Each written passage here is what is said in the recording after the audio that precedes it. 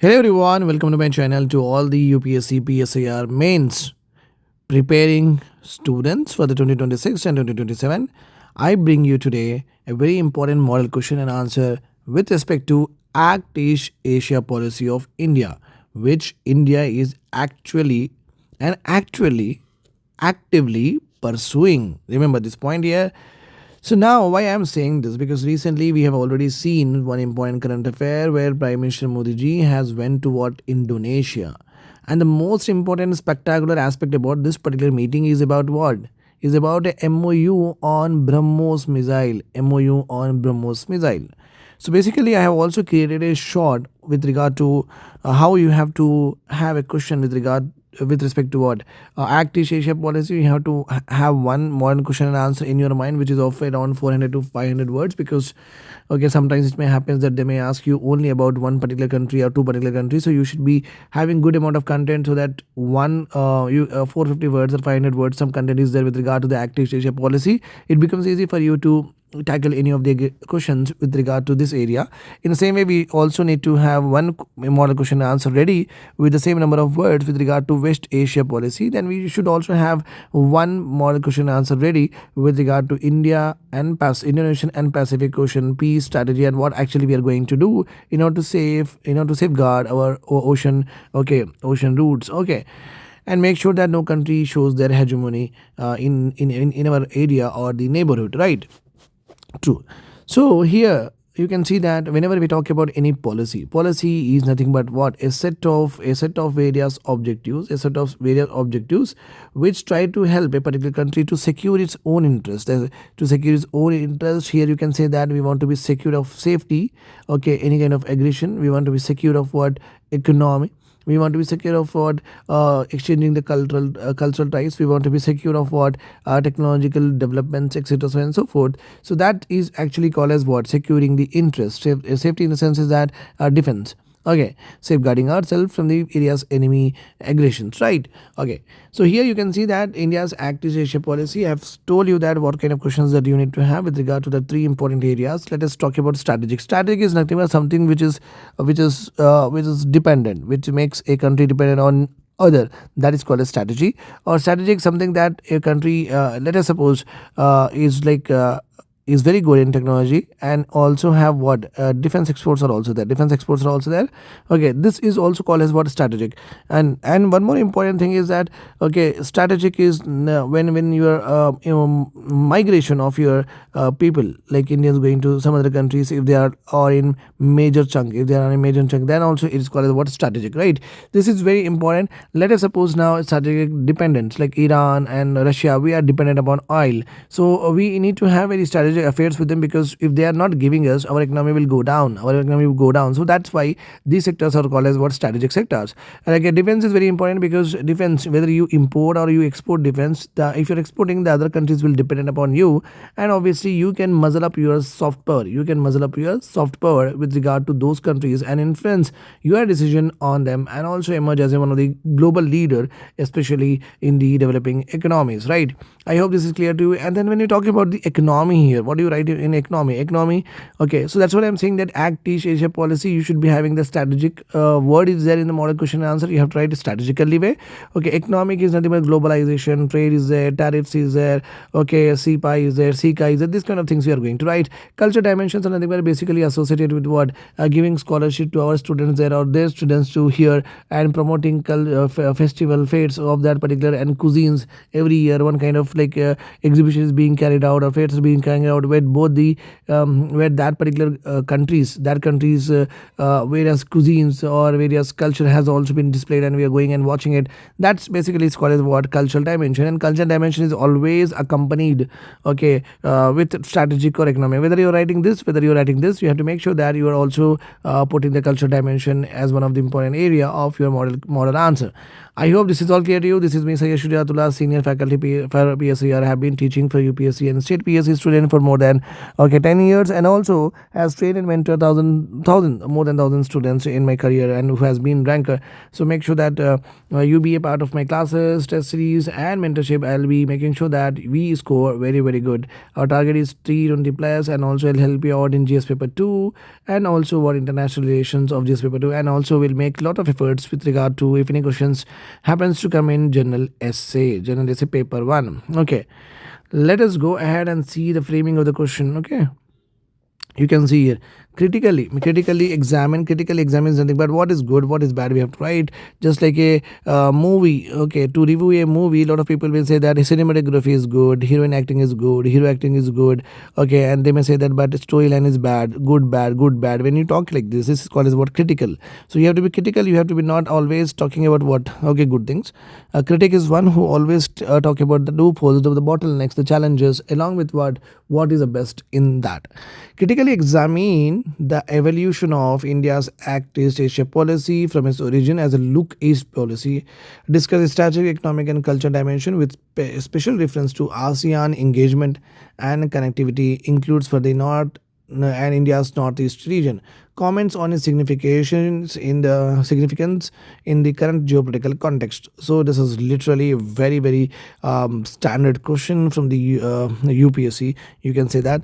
Okay, very perfectly framed, and that gives, okay, if you are preparing for PSA optional, okay, and this question you are able to attempt, means then you are actually doing better in your PSIR. Okay, and it really means that you are putting a lot of efforts every other day, to make sure that you crack the UPSC examination. So if you are able to tackle it, then it's very good, right? So let us now go with the introduction. I've been creating a lot of model question and answer for your help. Okay, introduction. India's Act East policy, how beautiful it has been there, launched in the year 2014 by Prime Minister Modi ji at the East Asia Summit. Very very perfect statement is being written here. So you have to start your answer with this, otherwise it becomes very clumsy if you don't start like that. Okay, India's Act East policy launched in 2014, okay, by Prime Minister Modi ji at the East Asia Summit, is a strategic upgrade of Look East Asia policy of 1991 initiated by PM Narasimha Rao. How beautiful the linkings has been happening from present to the past, okay, and today. While the original policy was primarily an economic initiative to integrate India, okay, with the booming Southeast Asian economies post-Cold War, Act East Asia policy expanded its scope to encompass political, strategic, cultural, and connectivity dimensions across a broader Indo-Pacific region. So the moment we have compared, we have also seen that how it is different from the before and one. So you can see here very clearly. Okay, you can see here very clearly. Okay, so we are saying that Act East Asia policy of today was once upon a time Look East Asia policy during the PV Narasimha Rao period. Modi ji has changed it to what, Act East Asia policy. At that time, it was only about economic affairs. Now it has expanded its scope to what, political, strategic, cultural, connectivity dimension. So with the help of this, we understood a clear cut, okay, that how these policies have shaped over a period of time. Evolution from the Look East Asia policy. The Look East Asia policy from 1991 to 2014 focused on trade liberalization, economic engagement with ASEAN countries. The transition to Act East Asia policy signaled a shift from the passive engagement of only liberalization or focusing on economy to proactive diplomacy, also moving from the Look to Act. India upgraded relations to strategic partnership with Indonesia, Vietnam, okay, Malaysia, Japan, South Korea, Australia, Singapore, and ASEAN. Okay, apart from economy, we have upgraded. We are into political dimensions. We are into what, okay, strategic affairs. We are into what, defense with them. That's why we are saying that we have been upgraded our relationship with all of these nations. Now, if you talk about strategic dimensions, some important areas that need to be discussed because we have been talking about strategic. So, what is the strategic partnerships?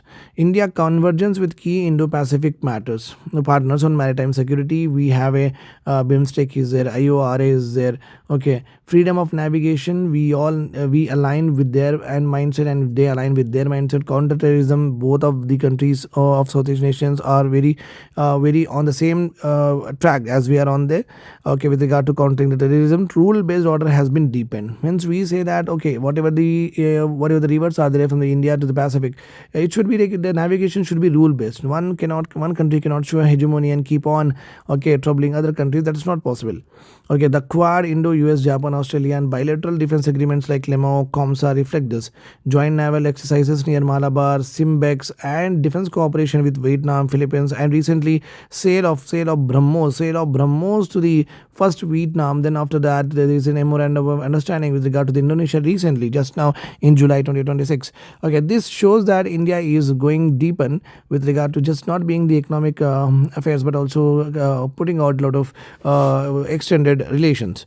Okay, with regard to the economic dimensions, if you see, India-ASEAN, the economy has crossed, or trade has crossed 130 billion according to the latest reports. The India Trade in Goods Agreement is also there. ATIGA, is under review to address trade deficit concern. The agreement on a trade in services and investment has strengthened economic integration of India with the ASEAN nations. India participation in RCEP negotiations, and bilateral comprehensive economic partnership with Australia, UAE reflect the broader trade architecture. Make in India, Startup India, production incentive schemes align with Act East Asia policy's economic vision. And if you are aware of this, that recently Prime Minister Modi ji has also met with Malaysian businessmen and asking them to invest in India. And you are not aware of this fact, but Petromax, which is one of the very normal famous company that which is always there on our mind since our childhood, is belonging to what? Malaysian businessman. Then culture and civilizational dimensions, if you see, Buddhist and Hindu heritage links with South Asia. When Prime Minister Modi ji went to the Indonesia now, he also went to attend what Parabrahmam, some temple is there. He went there. Okay, means that we are having like good amount of heritage and civilization associated with what many of the Southeast Asian nations. The Nalanda University revival, ASEAN, India cultural exchanges, Ramayana circuit tourism, restoration of temples in Cambodia, Vietnam, strengthened people-to-people ties of India's with them. And diaspora. Connectivity in Northeast India, you can see that Act East Asia positions India's Northeast region as one of the important gateway to the Southeast Asia key projects like Kaladan multi-modal transport between India and Myanmar. We also have India, Myanmar, Thailand. Trilateral highway is also there. Okay, then Tidam road project is there. Border hearts for local trade. Nothing but wherever the borders are there, you promote a small market. Imphal, Mandalay bus service also there. Okay, so lot of things we are going to do with regard to connectivity. Okay, now we'll see here what institutional mechanism also there that we are doing with the help of what lot of what I say is that a lot of blocks that is able to secure the naval exercises, that is able to put a very good safety strategic net across the Indian Ocean and the Pacific Ocean. Now, latest development, if you see 2024 to 2026, these are the latest development. Please go through one by one. Okay, just as example, you have to quote in the model answer, nothing more than that. These are only for the value addition material. Significance in the correct, this is important. This you have to write with what question they give with regard to the Act East Asia policy. You are going to write this. India counters China's assertiveness in South China Sea and debt trap diplomacy. That is whether the China is following. They debt trap the Bangladesh, they debt trap the Sri Lanka. Okay, so that is what the China is doing. So we are just countering the debt trap and trying to give out some bailout packages to small nations around us, and also making sure that China does not take over them. Strategic India's Indo-Pacific credential as a net security provider. We have never made any ship to sink. We have never made any ship to be troubled here. So we are very good with regard to the security of this Indian Ocean. That's why we are a net security provider for most of the countries flying in the Indo and Pacific areas. Diversify supply chain away from the China plus strategy by benefits India. That's why we are going and forging relations with many of the other countries, even strategic ones.